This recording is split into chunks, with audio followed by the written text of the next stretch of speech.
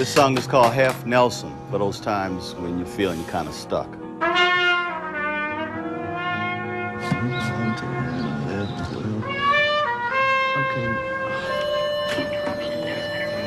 This machine is keeping me down. Now, what is that? What keeps us from being free? Miss Drey. Prisons. Absolutely. The school. The school. Exactly. The whole education system. Aren't you the machine then? Oh, no, you didn't.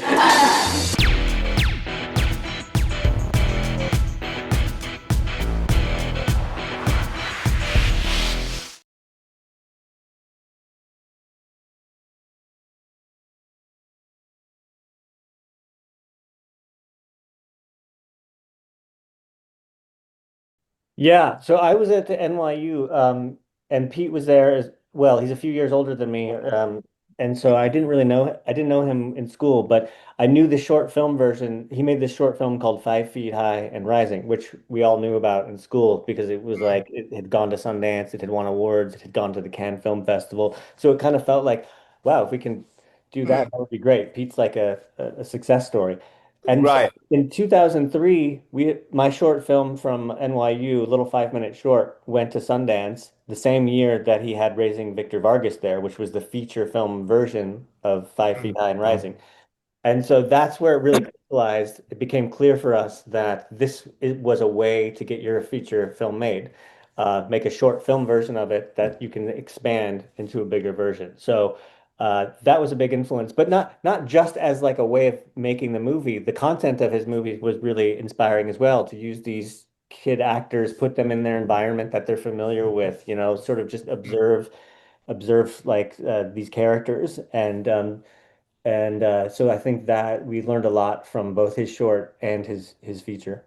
Yeah, and we had already had the script for Half Nelson, and it was in 2003, and it was after seeing Raising Victor Vargas and loving that movie so much that we kind of took that feature and wrote a short film version of it, which we made into Gowanus, Brooklyn, and had at the film festival the following year.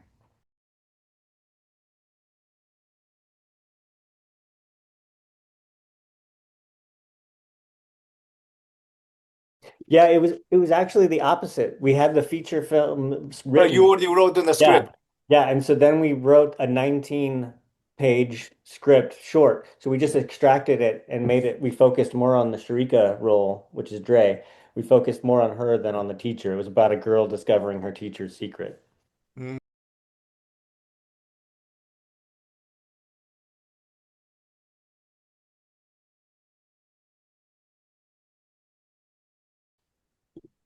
Yeah, when Ryan showed interest in the script, we had known his work in The Believer and just thought he was such an incredible actor. And he was young. He was 24 years old at the time, and we were thought, he's much younger than we had initially imagined this character. But we met with him, and he'd like grown a beard and he looked a little bit older, and we thought, he's kind of like late 20s vibe. And he just also had like this maturity about him, and it looked like, he felt like he'd lived. It's like he felt like he'd been through something, and that was more important than the literal age. And so for us, we thought, this is a no-brainer. He's right for the role. He understands it. We'll cast him.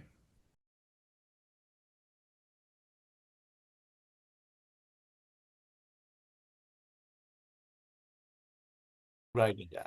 Yeah, this comes from a number of places. I'm just going to try to remember where these ideas came from. But I think at the time, my dad had a website called dialecticsforkids.com. He was actually, this was a hobby of his, and he was working on a children's book about like Hegelian dialectics, writing about it in very simple ways for children. And I thought that it was a very unusual thing to be doing. And so I thought when we were writing the script, what if we have a teacher who's like, his way of trying to understand change is teaching it in the classroom. He's trying to understand it for himself, but also for the world. So he's teaching dialectics to his students, but he's teaching historical movements, history through the lens of dialectic. So I think that's where that came from. And then we just kind of kept rolling with it. Do you remember?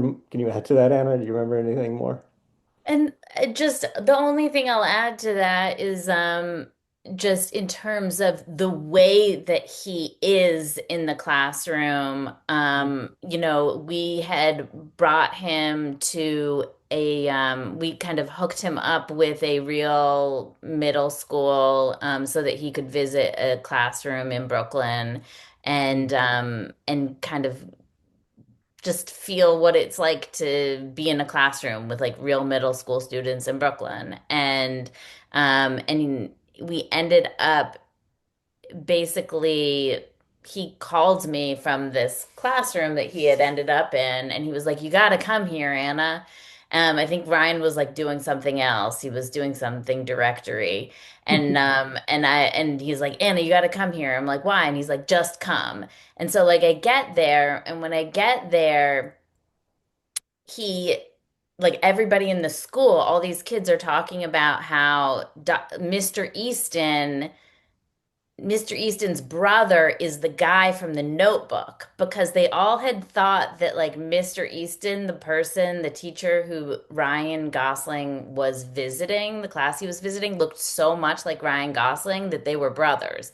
So they all thought that like Mr. Easton's brother had come to visit, but he was also the guy from the Notebook.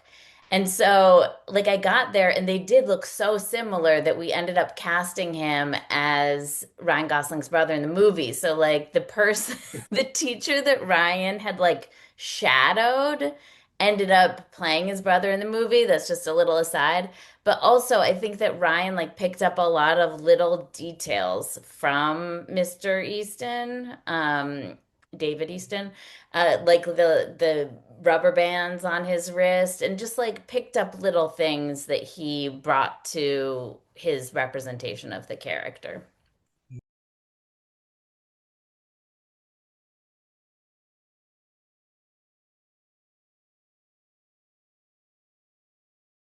Yeah, at that time we were watching a lot of Frederick Wiseman documentaries and Maisel Right. Brothers documentaries, and we loved the volatility of the documentary style. That it's not always in focus, right? Because if you're making a documentary, you have to pan over, and then the focal length is wrong, so you have to then adjust the focus, and so it adds a spontaneity to it. It's not a smooth, crisp Hollywood production. It feels like it's a little bit dirty, it's a little bit messy and unpredictable. So I think that's the spirit of the visual style we were after. And we shot it on longer lenses, on 16 millimeter longer lenses, so it made it even more sort of in and out of focus.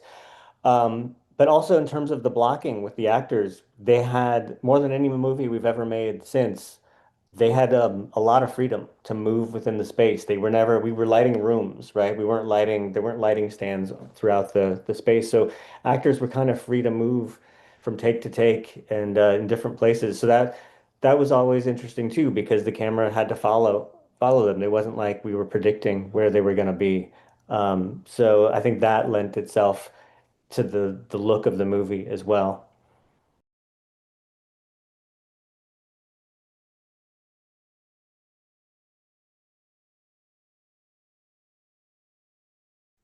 Yeah, I think, I mean, I'm always kind of, I think that both have always been drawn to characters who are flawed, who are struggling, who are working through something, and make mistakes, and that's just, I'm sure that we can both relate to people like that. And we like are not bad people, but don't always do good things and like don't always do the right thing and are kind of struggling and I do find myself drawn to stories about those kind of people, whether we're making them or not.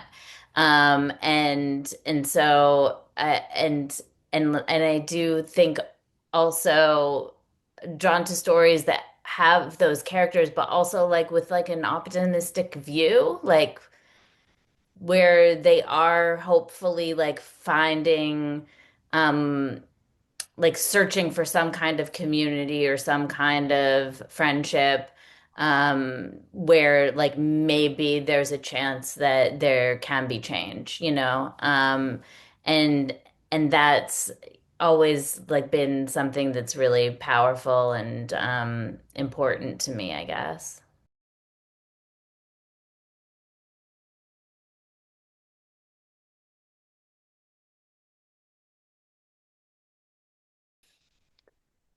Yeah, wow. So I haven't seen the movie in 15 years, and Yeah, okay. you're reminding me of some things that are probably going to make me uncomfortable when I'm watching it. As a 49-year-old man versus a 28-year-old kid making the movie. I see. So, but I am curious to see this again with an audience and get cringy and feel the uncomfortableness that and wonder what we were after there. But I do know when we were making the movie, we got together with all the students who were principal actors in the movie and their parents.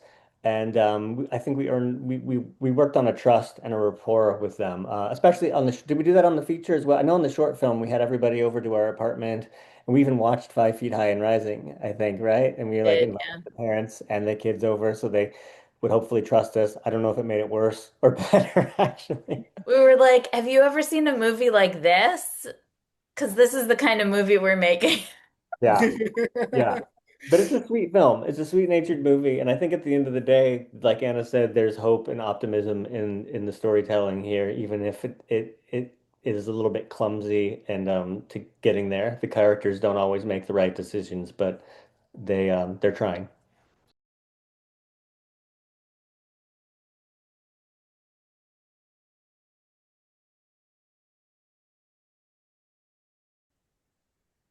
How do you feel, Anna? Because you've seen it more recently. You go first and then Well, I don't know. I think I haven't seen it in a while, but I think what Right. my idea of what the movie is. We'll see how I feel next week. But is that so is just a youthful sort of just like an unafraid. It's the movie's kind of fearless. Like we're not afraid. It wasn't afraid. We weren't afraid to just sort of go there with the characters. We weren't afraid to sort of push the envelope on what's acceptable for this relationship. And, and it never, for us, it never crosses the line of like, I'm walking out of the theater. It's never like that. But it's uncomfortable for a character that you're rooting for to do the right thing.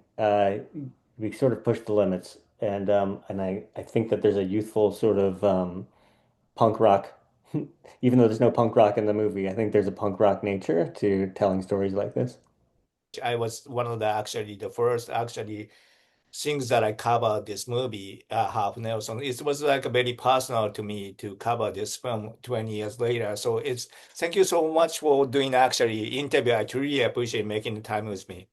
Of oh, course. thank you so Yeah. much. Nice Yeah. talking to you. Thank you so Very much. nice Right. talking to you. Good luck Okay. with your next film as well. Thank you very much. Thank you. Take care. Bye. A little elbow here and there never killed anybody. Not in my house.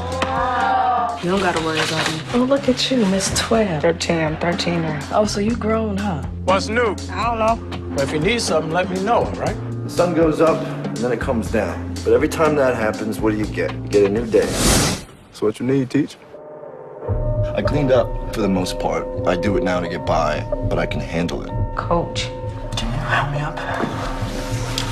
I'm fine. Who are you? Same old, same old. Well, I feel good today. Anyone else feel good? You ever think about working? Easy, right? Show beat flipping burgers. I know that I'm the last person that should be saying this. Don't have to worry about me. We are sinners, but we can strive to be good. What he called cheese is nachos. Nacho cheese.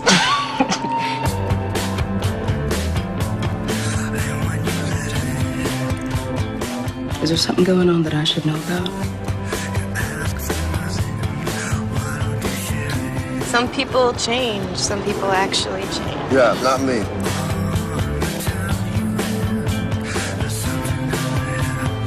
I'm one man. What do I do? I need you to stay away from Drey. Excuse me? Mr. Model A1 citizen. I don't know. He your teacher, Drey. He's my friend. Baseheads don't have friends. We're always changing. And there are some changes you can't control, but there are others you can. Second chances are rare, man. You want to take better advantage of them.